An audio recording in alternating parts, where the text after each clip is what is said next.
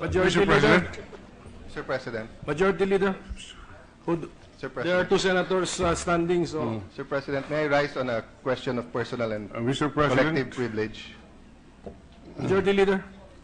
This was pre-scheduled, Mr. President. I move, Mr. President, that we suspend the session and have a caucus to discuss important Objection, matters. Mr. President. Mr. President, the majority leader is in a quandary. I will have to throw the question to the body because I noticed Senator Allan Cayetano standing earlier. He wanted the floor. I did not acknowledge him, although he has a reservation for a personal privilege speech. But I did not acknowledge him because I wanted to go through with the approval of the journal. Now that he is seeking the floor, I hear a motion from Senator Sir President Pro just a Tem point of order. asking for a suspension. Point of order, Mr. President. Yes. A motion to speak on a personal collective privilege takes precedence over a motion to suspend.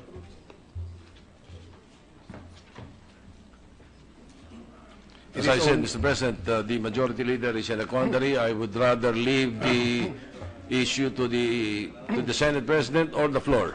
Mr. President, Yes. under Rule 89 of our rules, where no other motion can be entertained except the following and in the order which they appear. Motion to adjourn, motion to set the day for the resumption of the session, motion to suspend the session.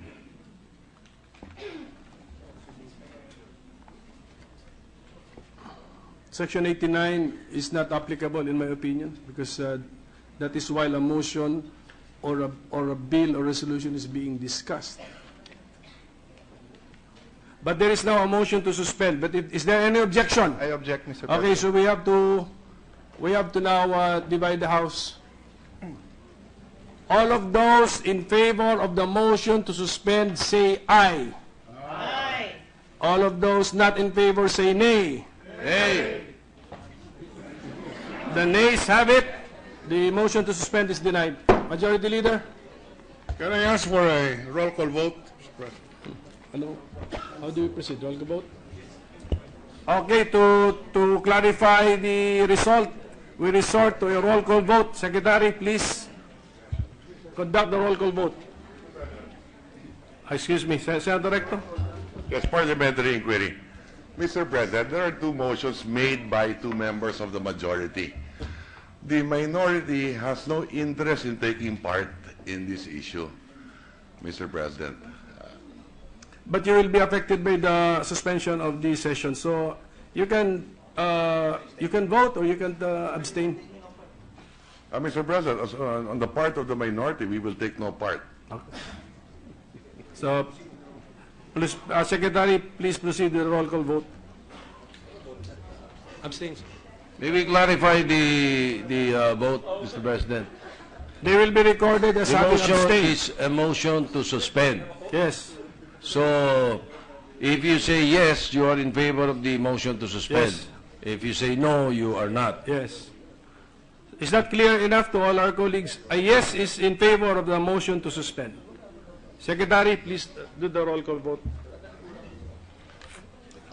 The Honorable Senators Angara, Aquino, Binay, Cayetano, De Lima, Drillon, Ejercito, Escudero, Gatchalian, Gordon, Honasan, Hontiveros, Lacson, Ligada, Pacquiao, Pangilinan, Po, Recto, Sotto, Trillanes, Villanueva, Mr. President. Villar, Let him finish first. Yes, good.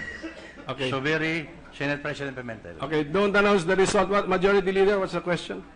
How is the Secretary... Okay, reminder to our colleagues, silence means yes. You have to state if you're not in favor of the motion, you have to say that you're not in favor or vote no. Okay? Yes. So there was a roll call vote. Yes Can or we no? know the results of the vote? The Secretary does not know the result because nobody voted. Yes, we will have Senator Drillon, we have to have an accurate voting. So, Secretary, do it again, a roll call vote with that clarification. And those who abstain will also have to state that they're abstaining. Honorable Senators Dandahan. Angara, Aquino, Binay, Cayetano, No. Teka, excuse me. Wait. Binay, wait. Tandaan. Cayetano, Wait. De Lima, Drillon, Yes.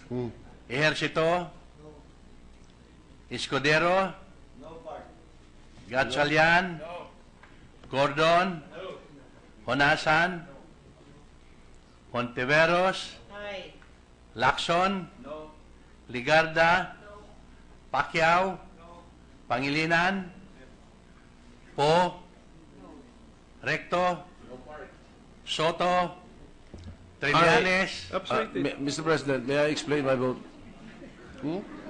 Ano vote ni I vote no, Mr. President, because although the President pro tem earlier and I discussed it and I told him that I will seek a suspension, but this is a different situation now. I will have to vote with the majority. I vote no, Mr. President.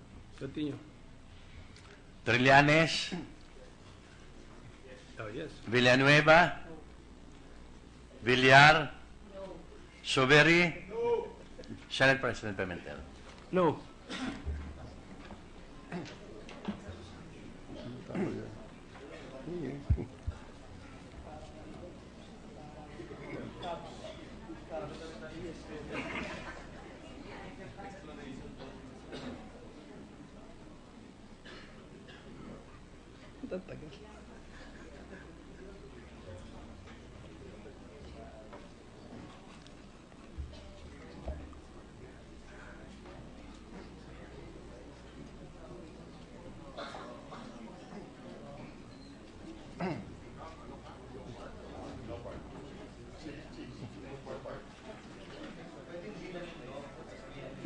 We have to announce.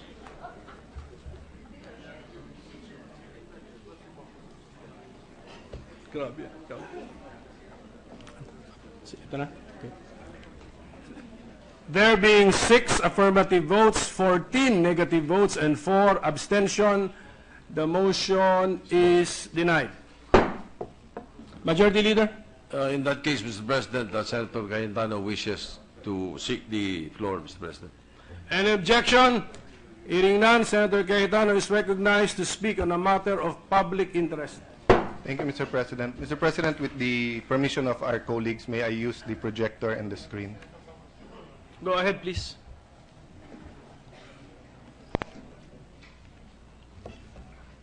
For I know the plans I have for you, plans to prosper you and not to harm you, plans to give you a hope and a future. Yan po nasa Jeremiah 29:11. In the Bible, God's people were once or many times found themselves in exile. Many times they found themselves helpless. Yet they were assured not only was there a plan, but that there was the plan. We are a people and a nation in search of a vision, in search of a plan, in need of hope, and praying for a future. Our past presidents, Mr. President, provided us with visions and plans.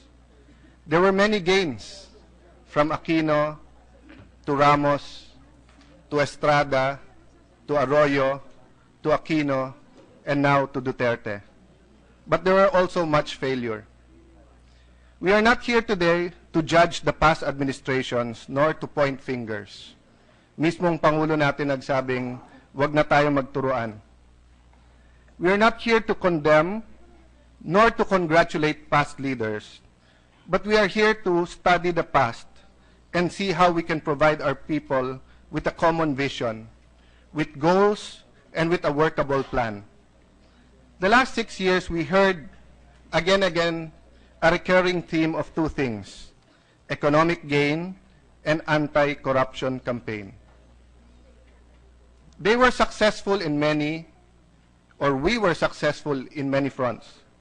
Although there were criticisms of non-inclusive economy, na hindi lahat kasama sa economic gains. At meron din pong naging criticism na yung anti-corruption drive ay laban lang sa mga kalaban ng administrasyon. Nevertheless, no one can take it away from President Aquino and his team that there were substantial gains, there were actual gains, there were worldwide renown, and there were steps that were put in place that we can build on. Ngunit, Mr. President, pag tinignan natin ang news at tayo nagtanong sa mga tao nung panahon na yon, ano ang karaniwan sagot? What did the man in the street say? Kuya, magulo sa amin. Brother, there's chaos in the streets. Ano ang karaniwan sagot? Sir, maraming droga, kalat. Boss, grabe traffic. Senador, gutom kami ngayon eh. Patayan araw-araw, 5 years old, 8 years old, 12 years old, nire-rape. I did not see that on the BBC. I did not see that on CNN. I did not see that on Time Magazine. Those deaths, 40% drug-related. Sariling ama, binaril ng anak. A son shooting his father high on shabu, saying that he thought he was shooting the devil. Riding in tandem for a while was a daily occurrence. Di makasakay sa jeep o sa bus na nakalabas ang cellphone o may kwintas o may jewelry. Maraming mag-boyfriend, mag-asawa nag-away. Bakit hindi kita makontak? Kasi hindi ko malabas cellphone ko, nasa bag ko, nasa bulsa ko. Maganda kasi cellphone ko, baka manakaw. Hindi makauwi na hindi takot, mabastos, ma-hold up o mapaaway. Those movies of the 70s or 80s stuck in the mind of Filipinos wherein women sales lady, waitresses, cashiers, people from the office going home into not so affluent areas being stopped by a group of men without t-shirts drinking and saying, tagay ka muna, inom ka muna, upo ka muna dito. OFWs at senior citizens, those who should be protected, ang naging biktima ng tanimbala. Ngayon po, 2 buwan pa lang mahigit, may pakiramdam na nakaayusan at kaligtasan. I am not saying that people are now safe. I am saying they feel safer. Ask people in the street, they will tell you, boss, yung mga nagiinuman, nasa loob na ng bahay, naka-t-shirt na lahat, boss, hindi ko na alam na nasaan na yung mga nagbebenta ng droga. Nawala na dito. Boss, hindi na kami binabastos. Boss, yung mga batang 10, 12, 15 years old, hindi na nakakalat sa kalye. It's not perfect. In fact, the President very candidly said he needs another 6 months. Pero let us be honest to ourselves. It is happening. The Philippines is becoming more like Singapore in terms of being able to walk the streets at any time at night. Ano po gusto natin? What do we want?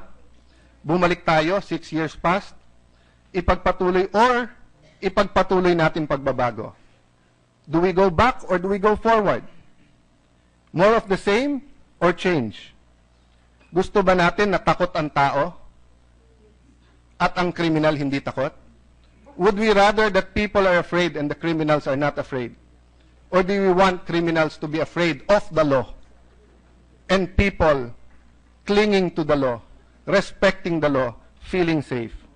Yes, human life is sacred. I showed those videos here where the President again and again assured us that there will be no state-sponsored extrajudicial killing, where the President said he will punish any agent of the state that takes the law into their own hands. Yes, we should uphold the rule of law. This is the 3rd time, Mr. President, na tumayo ako dito. Because the Senate is being used to mislead the public and the international media. Nung una, just to discredit the President and his efforts. But ngayon, Mr. President, iba na. Now, it is not only being used to discredit the President, wittingly or unwittingly, Ibig sabihin po, sinasadya man o hindi. The effort to discredit is number one, destroying the image of our country abroad. Number two, destroying the image of the Senate as an institution and distracting us from much urgent work needed to be done. And third, destroying our long-honored traditions of collegiality, civility, of disagreeing but allowing the other person to speak freely when we disagree.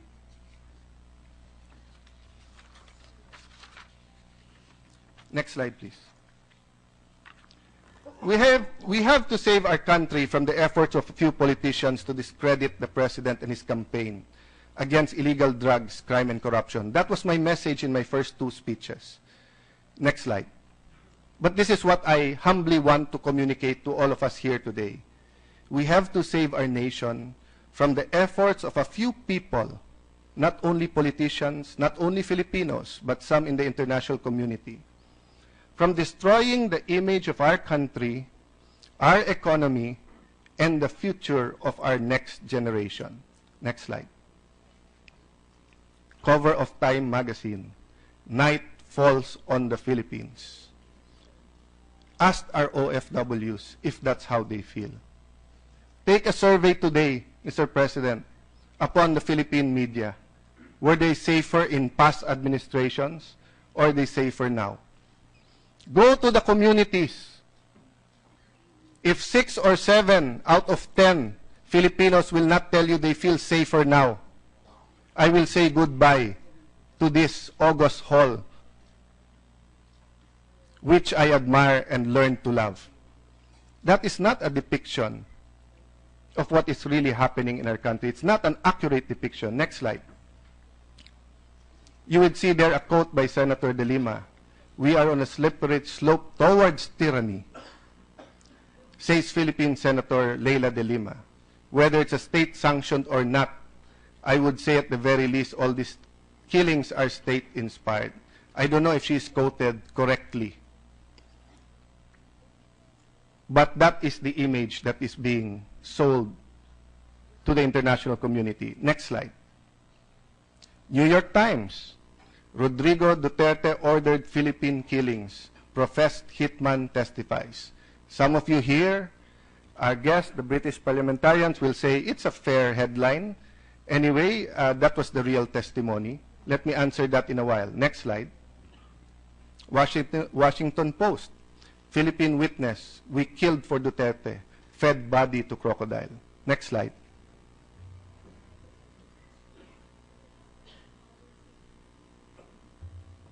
BBC News interviewed an alleged hit woman or killer saying that for 20,000 pesos, she killed vigilante style. Next slide.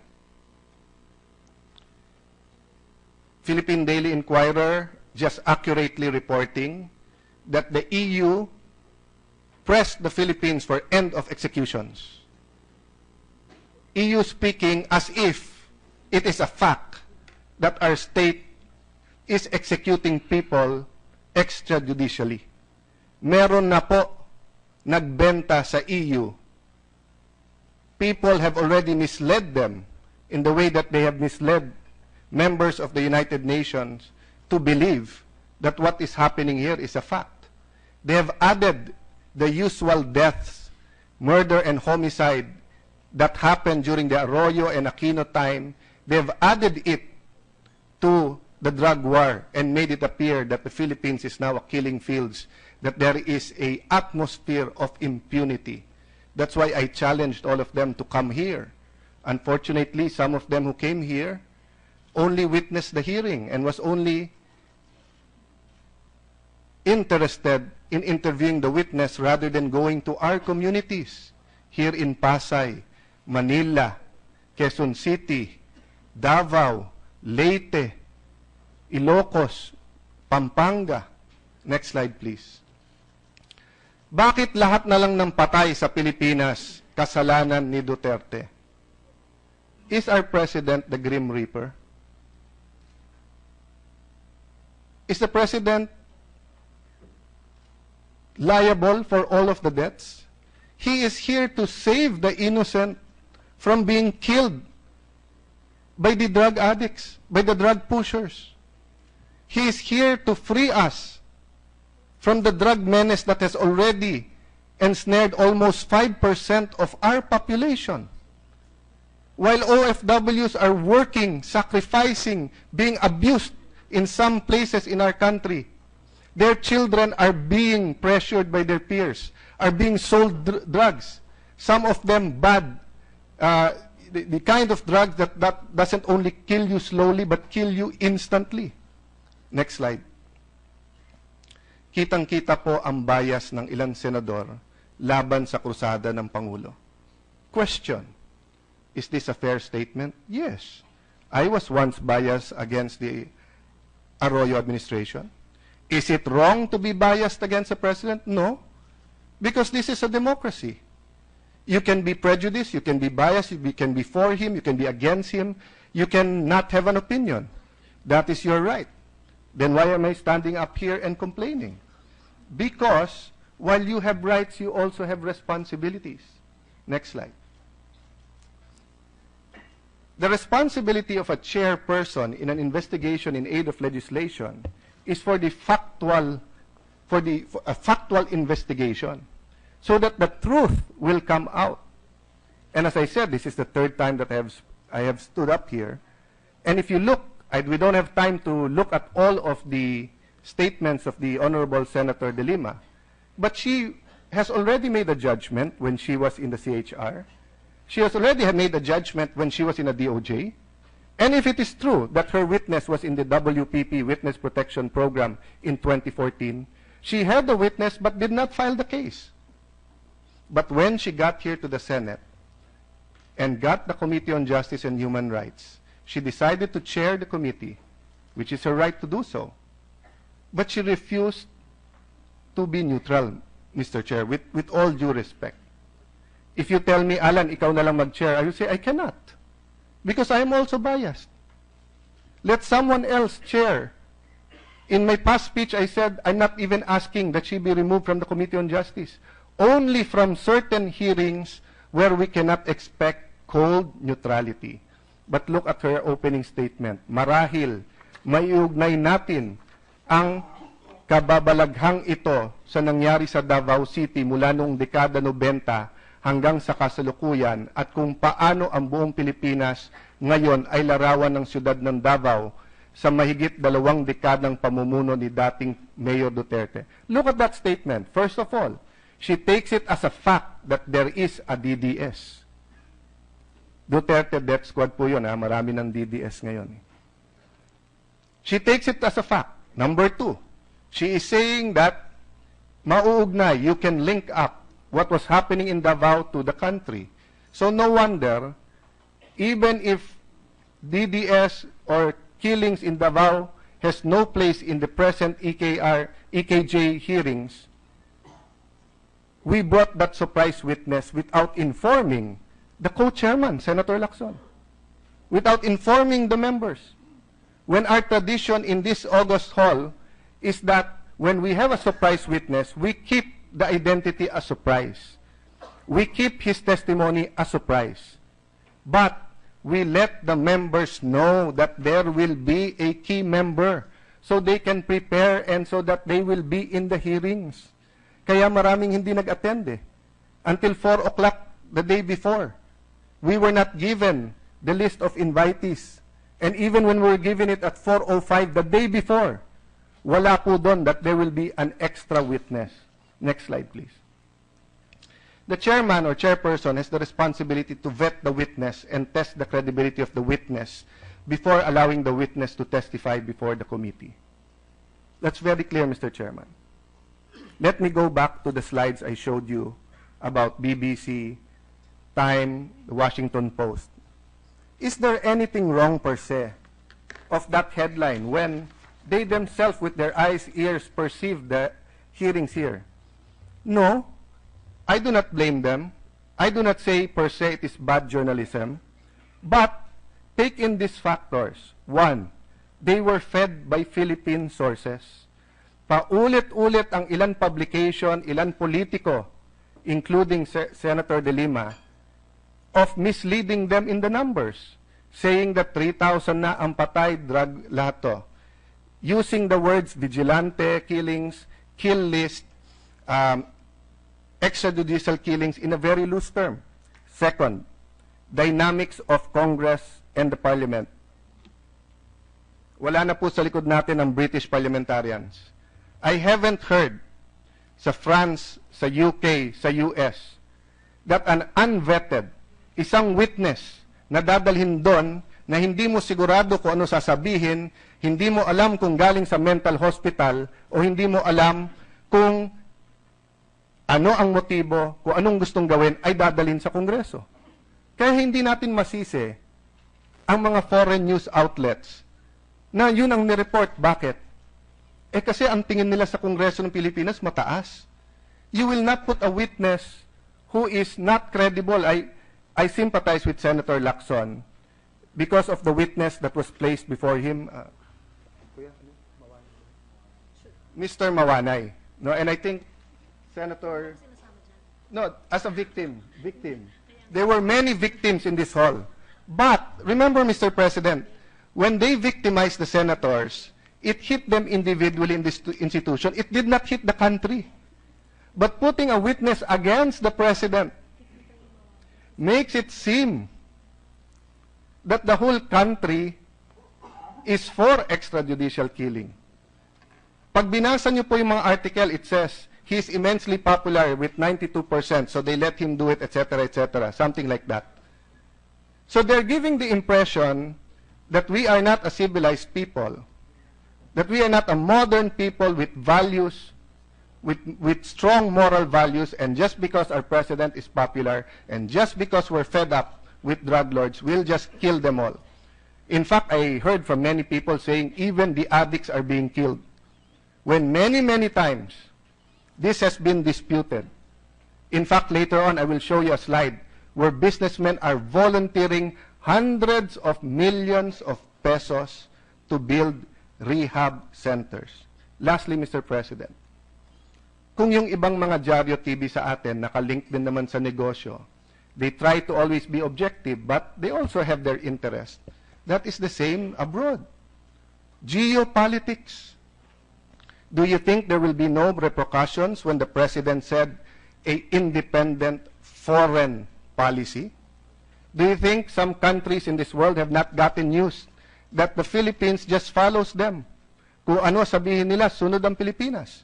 And this is upsetting them. And that is probably why it is much easier to get all these issues together, extrajudicial killings, foreign policy, what's up between Duterte and China, what's up with the economy and everything. Next slide, please. I was not even allowed to speak for a few minutes, Mr. President, when a colleague of ours questioned my right to speak. Let me clarify, Mr. President. First of all, it is our tradition here that non-members will have a voice but no vote in any hearing.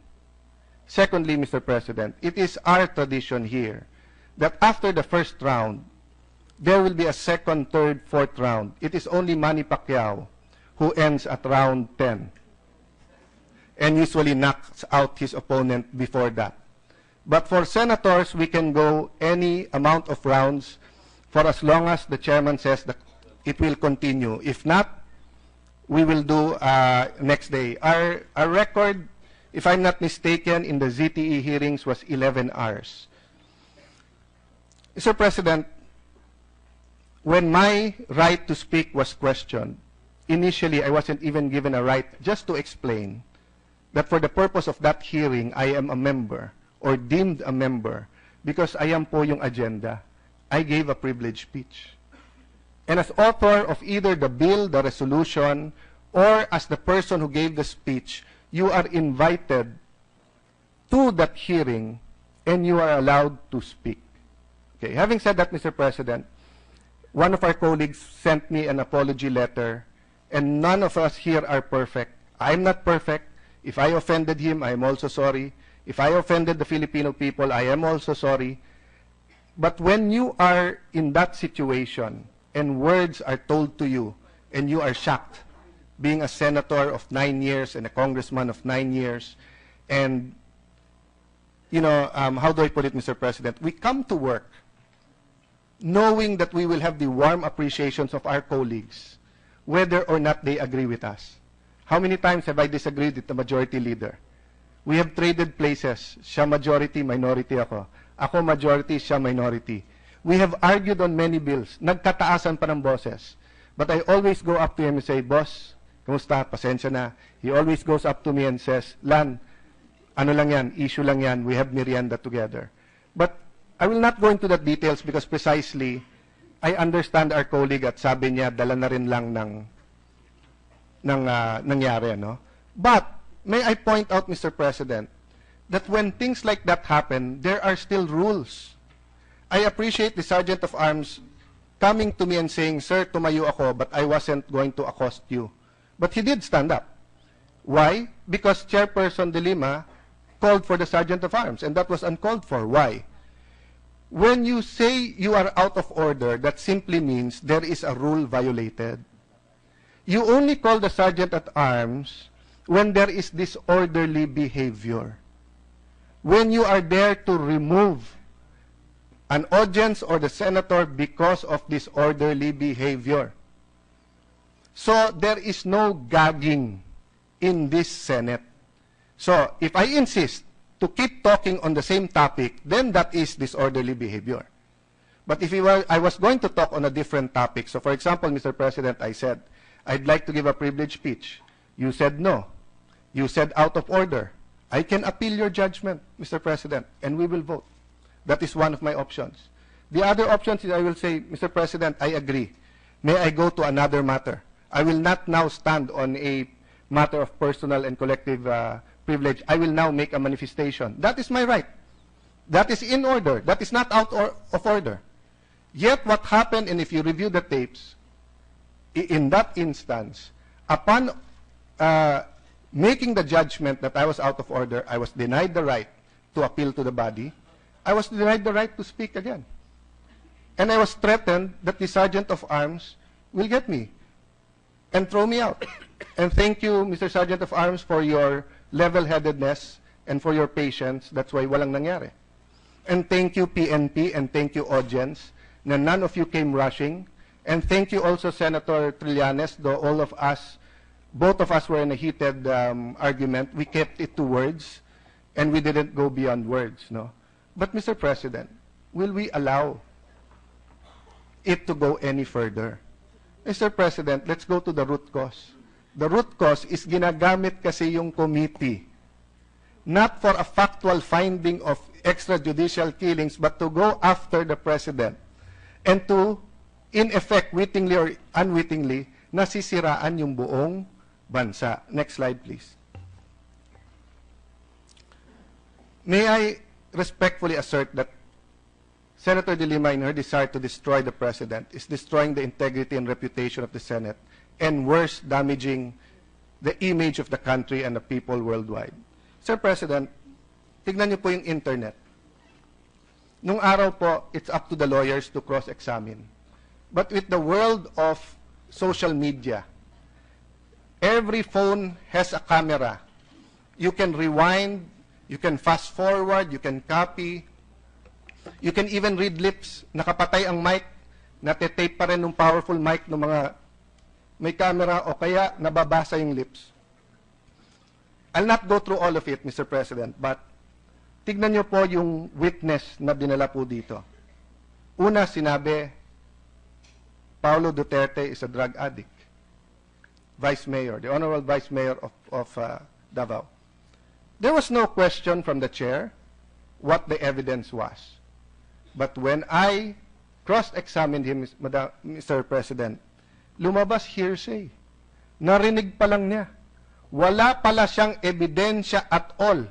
Di niya nakita, di niya narinig, hindi niya nakita yung shabu. Nung una, ang sabi niya, bodyguard siya, hinahatid siya, malapit siya. Nung sinabi kong, ba't hindi mo na-obserban? Sir, hindi naman ako dikit sa kanya. Then when I was saying, so it's only because of your perception. mukha lang pala, parang lang pala, or in Bisaya, murag. No? Murag lang pala. Ano sabi niya? Hindi sir, alam na alam sa Davao, rinig na rinig. Okay. Sinabi naman po na siya ay smuggler sa port at may hawak ng sasa port sa Davao. But the Secretary of Justice, Secretary de Lima, during that time, investigated this. And she even helped ask Mayor Duterte, or at least it was BR's Commissioner Kim Henares who called Mayor Duterte and asked him for help. If they had evidence against Paulo Duterte, why didn't they file cases? Why did they allow Mayor Duterte to testify in this August hall? But pinabayaan mag-testify as if totoo. Sinabi po nung pinatay daw yung Richard King, and my condolences to the family, it's so hard to get over a killing in the family, but to be brought into the limelight like this and then to add certain circumstances that gives pain to the family. Let me, in behalf of the Senate, with the permission of my colleagues, apologize to their family. Una, sinabi sa McDonald daw pinatay. Oh. Hindi ba, Mr. President, mukha na tayong napakababaw na Senado? Tignan niyo po social media. Punong-puno ng litrato ni Jollibee at ni McDonald's nag-aaway. At sinasabi ni McDonald's, Jollibee, ikaw ang may hawak ng witness na to, no? Pinasabi mo na may patayan dito sa McDonald's. We are being ridiculed. Simply because the witness was not vetted. Simply because hindi muna pinagawan ng affidavit at hindi muna tinignan. Sir President, I've never seen a better video of Thriller than that of Michael Jackson. But for 20 years, madami pong gumagaya nun. But may lumabas po ngayon na video na parang zombie, parang Thriller, pero binabaril ng 30 tao supposedly. Supposedly mocking, ridiculing the testimony of Mr. Matobato of the killing of a certain NBI agent, Amisola. And again, to their family, condolences, no? And we're sorry that this is being brought up. Mr. President, the witness claims to be a professional hitman, a professional killer. What is professional? Professional doesn't just mean that you get a card from the PRC. Professional does not mean that you pass an exam and you're already a member of the Professional Regulatory Commission. No. Professional means you're the best at your job. 30 kayo, 30 kayo, inubos daw ang laman ng barel. Senator Lacson, ilan ang laman ng usual ng isang magazine? 7. Gawin na natin 5-shooter na lang, hindi na 7. Oh, 5-shooter ang ginamit. 150 bullets yon. Professional killers. Hindi mapatay yung papatayin nila. Kaya dumating pa daw si Duterte na may 2 magazine. Mr. President, look at the international headlines. You know, Mr. President, who I pity most here? The OFWs. You know why? They are starting to write, they're starting to send messages to these international outlets. In Australia, a brave OFW wrote to the 30 or 60 Minutes saying that what you have presented is totally unfair. Hindi yan ang nangyayari sa Pilipinas. But the problem is, Mr. President, these OFWs need the foreign media, need the host media of where they are, because they also need protection as migrant workers. Yet they are forced to stand up to protect the integrity of their president and their nation because it is being falsely pictured. And where is that falsity emanating from? From this August hall. Next slide, please. Sir President, with all due respect, anyone can file a resolution.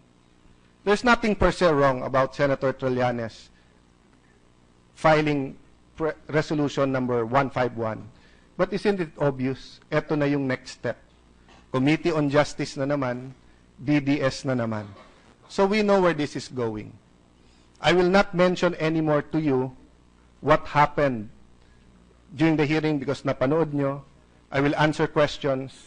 I was approached by some of my friends in the Liberal Party and asked, are you accusing all of us? And I told them, no.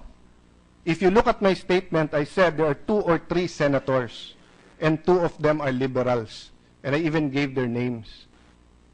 And I said, that is my theory. And when I went out, and thank you to Rappler, nakuha nila side view, ang sinabi ko, I don't think the Vice President is involved. That's why if she's offended that I said that, actually ako dapat ma-offend. Dahil kailangan medyo mag-research ng konti yung kanyang mga media people. Because I did not say she was involved.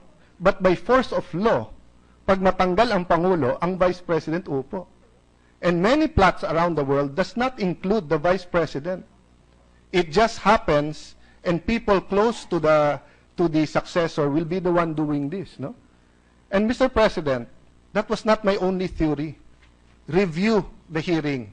Ang tinanong ko sa witness, ano ba gusto mo mangyari? Pag nangyari to, sabi niya, para malaman buong Pilipinas. O hindi ba matatanggal siya bilang Pangulo? Oo. O, sino magiging Vice President? Ang Vice President po natin, magiging Presidente. O, sino ba galit sa Pangulo? Hindi ba drug lords galit sa Pangulo? Hindi ba ang oligarchs na pinangalanan ng Pangulo galit sa kanya? Hindi ba ang drug lords, ang illegal gambling lords, galit na rin dahil susunod sila? So, Mr. President, I named several groups that want the President out. And there's no denying that. No? That's why I was testing my theory there. And I stand by it. But I did not make false accusations. Many of the people in the Liberal Party are close friends. And I will not generalize. In fact, ang kadibate ko, si Senator Trillanes, ay kapartido ko. Di ba? But I said, that's obviously Senator De Lima and obviously Senator Trillanes is part of this. Next slide. Sir President, may I just emphasize, hindi lang po pusher ang kalaban ng ating Pangulo. He has launched the war on poverty. Yung pong endo na gusto ng maraming mga negosyante, nandito si Joel Villanueva, trying to make sense, trying to talk to everyone, the labor unions, Palace, the businessmen on how to have a law that will satisfy everyone.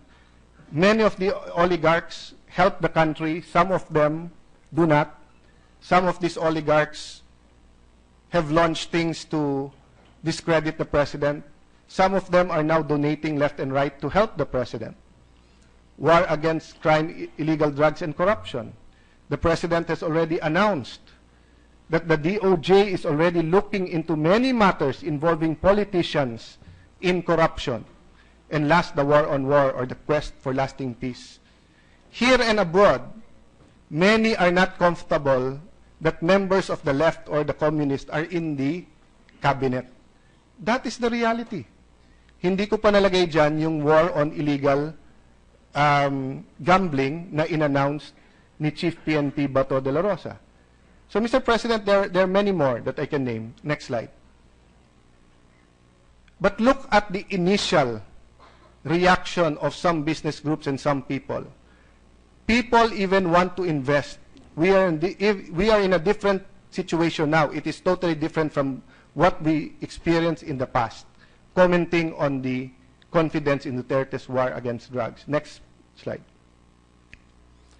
Philippine Star Global, 13 top business groups to help rebuild rehab centers. Next. These are some of the things being done while we're talking about this. Duterte ordering the cutting of red tape. Duterte asking the chief presidential legal to find out how we can distribute the 71, but that's almost 100 billion Koko levy funds or make use of it. Dole to impose a moratorium on Endo. Next slide. Executive order on FOI. An EO on agri-land conversion moratorium. Even the Supreme Court has moved so that there will be more courts to handle drug cases. Peace talks are seeing the light of day. Next slide. Mr. President, in the end, we might all lose these wars. But the biggest loser will not be Duterte. It will be the economy, the political institutions, and the entire nation. So why sit by and just watch? Why allow our institution to be used that way? There are 24 senators here. There are 30 committees. Senator De Lima is a very talented senator, a very experienced lawyer, an efficient public servant. She can handle so many other committees, Mr. President. But, Mr. President, allow me to appeal to this august body. Gusto ba natin pagkausap natin mga sekretary, eto na lang pinag-uusapan natin?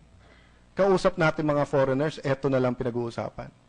Or do we want to talk about building bridges, building subways, building railroads, no? Building homes, finding the latest in drug rehab, no? Upgrading our technical skills, finding money for K-12 para mag-succeed. Siguro sabihin ng iba, Sir President, Allan, we're colleagues here, we're all doing that. Yes.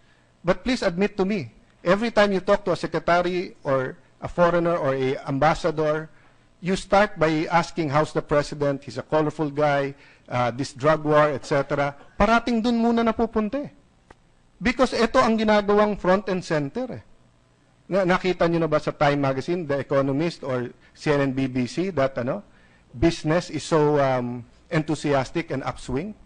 Sir President, I went to Senator Recto because I am a fan of the way he does research, and I believe he is the economic guru of the Senate. And Moody's is coming to the country as well as other groups to reassess, to find out opinions, etc. And Senator Recto told me, Allan, don't forget political risk. Lahat itong ginagawa abroad is trying to show people na malaki ang political risk sa Pilipinas. So kung ikaw ay gagawa ng plantas ng kotse, pwede ka sa Vietnam, pwede ka sa Malaysia, pwede ka sa Thailand, sa Pilipinas, ay wag na sa Pilipinas, baka magkagulo eh. May atmosphere of impunity eh. Kung ikaw ay pharmaceutical na dati sa France ka gumagawa, and then ayaw mo sa China for some reason, Vietnam, India, or Philippines, wag na sa Pilipinas, kasi magulo doon eh. That is the implication. So with tourism, Mr. President, Thailand gets 10 million Chinese tourists. We get 500,000. They're our neighbors. I will not share with you all the statistics. Senator Dick Gordon is the expert in tourism, and he will tell you all of these factors that have to all come together for tourism to be successful. But you ask him, are these news reports helpful? And remember, tourism, for every 2 tourists, 1 job is created in the Philippines. So how many jobs have we lost? Because in the last 2 months, instead of giving the president a honeymoon period, instead of focusing on extrajudicial killings, we are focusing on him. Last slide, Mr. President. Last slide. Next slide, please.